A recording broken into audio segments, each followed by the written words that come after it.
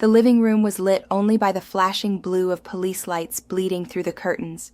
My stepfather sat in the recliner like a king on a throne, arms crossed, smirking, while my mother stood by his side. Her voice was sharp, dismissive. "Don't act like you're the victim here." I could feel the sting of dried blood under my nose, the ache in my ribs with every breath. The officers' pens scratched against notepads, the sound almost louder than the pounding in my chest. My stepfather's smirk widened, like he'd already won. Neighbors gathered outside whispering, eyes catching the scene as if I were the criminal. That humiliation burned hotter than the pain.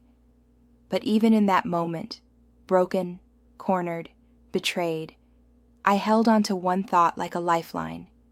They thought this would break me. They thought I'd stay silent. They had no idea what was coming next. Before the flashing lights, before the bruises and police reports, my life looked simple from the outside. I was the kid who always kept his head down, who worked extra shifts at the grocery store to help cover bills that weren't mine. Teachers called me responsible. Neighbors called me quiet. No one really knew that silence wasn't peace. It was survival. Our house was always tense, like a storm trapped inside four walls. My stepfather, let's call him Rick, had a voice that filled every room before he even walked into it. He wasn't just loud. He was the kind of man who thrived on control, like air to his lungs. If Rick wasn't criticizing me, he was ignoring me, which almost hurt more. And then, there was my mom. I used to think of her as my anchor, the person I could turn to when the waves got too high. But after she remarried, that anchor slipped away. She laughed at his jokes, even the cruel ones about me. When he snapped, she stayed silent, or worse, defended him. The first time I really understood the power imbalance was over something small, a family dinner. Rick piled his plate high, cracking jokes, while I quietly passed dishes down the table. When dessert came, my mom handed the last slice of pie to him, smiling like he deserved it more. I reached for a fork, but Rick shook his head. "Don't be greedy, kid. You didn't earn it." Everyone laughed. It wasn't about the pie. It was about what it symbolized. No matter how hard I worked, I'd always be half a person in my own home. Still, I tried. I studied late, worked weekends, kept my grades high. I thought maybe achievement could buy me respect, but every time I stacked my victories, Rick found a way to knock them down. When I saved my paychecks in a small glass jar on my desk, he mocked me. "Look at Mr. Banker over here, saving pennies like it's gonna make him rich." That jar became my secret rebellion. Every crumpled bill was proof that I could build something on my own, no matter how small. But Rick had bigger plans, plans that required me to sacrifice my future for his. It started with subtle hints. "You're 18 now, right? You can help out more, maybe sign a few papers." My mom would nod beside him, avoiding my eyes. I brushed it off, thinking it was just talk, but talk turned into pressure, and pressure turned into threats. He wanted me to co-sign loans. His loans, the kind no bank would give him a loan. I said no. And that's when everything shifted. The air in the house grew colder. My mom's smiles disappeared. Rick's jokes turned into jabs, then into shouting. My jar of savings mysteriously vanished one week, replaced by a note in Rick's handwriting. "Consider it rent." That night I lay in bed staring at the ceiling, listening to the hum of the refrigerator and the creak of the old pipes. My chest was heavy with something more than fear. It was the realization that my own home wasn't safe. Not for my dreams, not even for me. And though I didn't know it yet, that was only the beginning. Saying no to Rick didn't just anger him, it wounded his pride. And a man like him, pride was everything. He started with whispers, little comments to relatives. He thinks he's too good for this family now. At Sunday gatherings, I could feel the eyes on me, the way uncles and cousins pulled away when Rick leaned in to talk. At home, it was worse. He turned my mom into his echo. When I walked in late from work, sweaty from stacking boxes at the store, she didn't ask how my day was. She said, "Rick's right. You've been acting selfish." Selfish. That word clung to me like smoke. I was working overtime, saving for college, and still helping with groceries. Yet somehow, I was the problem. The pressure built slowly, like a leaking faucet you don't notice until the floor is covered in water. My jar of savings was gone, and when I asked about it, Rick barked, "That money was in this house, so it belongs to this house." "You got a problem with that?" My mom didn't say a word. Sleep stopped coming easily.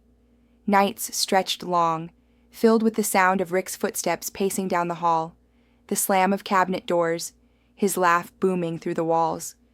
I'd lie there, staring at the ceiling fan, feeling the knot in my stomach twist tighter. Then came the smear campaign. He called the school, telling teachers I was getting into trouble outside class. He told neighbors I was stealing from him. By the time I heard the rumors, people were already treating me differently. A cashier I'd worked beside for 2 years suddenly wouldn't look me in the eye. I wanted to scream, to fight back. But every time I opened my mouth, Rick found a way to turn it against me. He was older, louder, more convincing. My voice was a whisper next to his thunder. The stress carved itself into my body. My hands shook when I tried to count change at work. My back ached from tension, like I carried invisible weights strapped to my shoulders. Some mornings, I stood in front of the mirror, barely recognizing the hollow-eyed reflection staring back. I thought I was alone. And then one night, as I was stocking shelves, my manager, a man named David, pulled me aside. He was quiet, thoughtful, the kind of person who didn't waste words.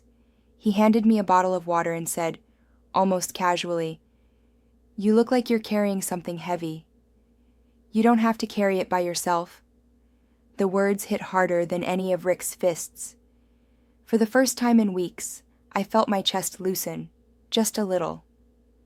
Someone saw me, not the rumors, not the lies, but me. That was the first time someone reminded me I wasn't alone. The more I resisted, the more desperate Rick became. His frustration boiled into rage, but it wasn't just fists anymore. It was paperwork, threats, and manipulation. One evening, I came home to find the dining table covered in loan documents. Rick sat at the head of the table like a boss in an office, my mom at his side, her arms crossed. He tapped the pen against the papers. "It's simple," he said. "You co-sign, we all win. You refuse, and you'll regret it." My chest tightened.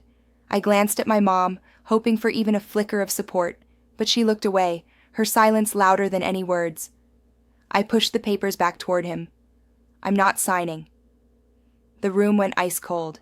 His eyes narrowed, and for the first time, I saw something beneath his anger, fear. He needed me. Without my name, his plans collapsed. That's when he snapped. He threw the chair back, shouting so loud the windows rattled. My mom shouted too, but not at him. At me. "Stop making this harder. Why can't you just help?"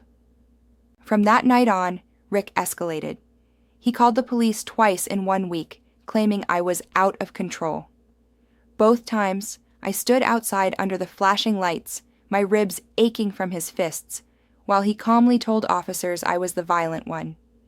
He wore that smug smile, the one that said, "I'm untouchable." The neighbors started to believe him.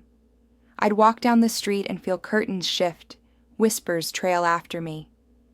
At school, classmates avoided me like I carried some invisible stain. It felt hopeless. Until one night, after another shouting match, I found myself back at the grocery store, venting in fragments to David, my manager. He listened, steady and patient, then leaned in and said, "You ever keep proof? Photos? Notes? Anything?" I froze. My mind went back to the glass jar Rick stole, to the bruises I'd hidden under long sleeves, and then further, to the texts, the receipts, the little pieces of evidence I hadn't realized I was collecting. That night I started keeping a notebook. Every insult, every stolen dollar, every time the police were called. I wrote it all down. I took pictures of bruises, saved copies of texts, even recorded his shouting through the thin walls. The power shift was small, almost invisible at first, but I felt it. For the first time, I wasn't just surviving, I was building a case. Rick noticed the change. He'd slam my door harder, glare longer, press me to give in. But the fear in his eyes grew too. He knew something had shifted, even if he couldn't see it. They thought they still had control. They didn't. The notebook became my shield. Every word, every bruise, every stolen dollar lived on those pages. At first it felt fragile, just ink and paper. But as the weeks passed, it grew into something heavier, like armor I carried everywhere. Rick, of course, didn't stop. He doubled down. If he couldn't break me with fists or fear, he'd break me with reputation. Rumors spread like wildfire. Neighbors whispered that I was violent, that I'd attacked Rick more than once. At church, people shifted in the pews when I walked in, giving him sympathetic glances while avoiding mine. My mom fueled it too, telling anyone who would listen that I was ungrateful, that I turned my back on family. The isolation cut deep, but instead of shrinking, I leaned harder into strategy. David, my manager, helped me discreetly file reports. He introduced me to a lawyer friend who explained how evidence could build a case. I started scanning my notes, saving files in a hidden folder at the library. My phone filled with recordings. Rick's voice slurring insults late at night, the sound of cabinets slamming, my mom's voice snapping. Why can't you just sign the papers and make peace? The symbolic jar of savings haunted me. Every time I thought of it, emptied, stolen, I burned with anger. But it also reminded me why I couldn't give in. That jar was more than money. It was proof that I could build a future without him. And so, I began rebuilding. Slowly, carefully. I opened a hidden bank account. I funneled part of each paycheck into it, never telling a soul. Every deposit was a step closer to freedom, a silent declaration. You can't take everything from me. Rick must have sensed he was losing his grip because his behavior grew erratic. He filed fake complaints to the school, claiming I was cheating on exams. He spread lies to relatives, saying I was stealing from work. But this time, I had allies. David vouched for me. Teachers who trusted me pushed back. His lies no longer stuck like they used to. Still, the nights were brutal. I'd hear Rick pacing, muttering about ungrateful kids and ruined plans. Sometimes he'd stop at my door, the silence heavier than his shouting, like he was daring me to breathe too loud. The toll showed in my body, dark circles under my eyes, a constant ache in my chest, hands trembling even when I wasn't afraid. But beneath it all, there was steel forming. I was tired of running from shadows. The war wasn't just survival anymore. It was preparation.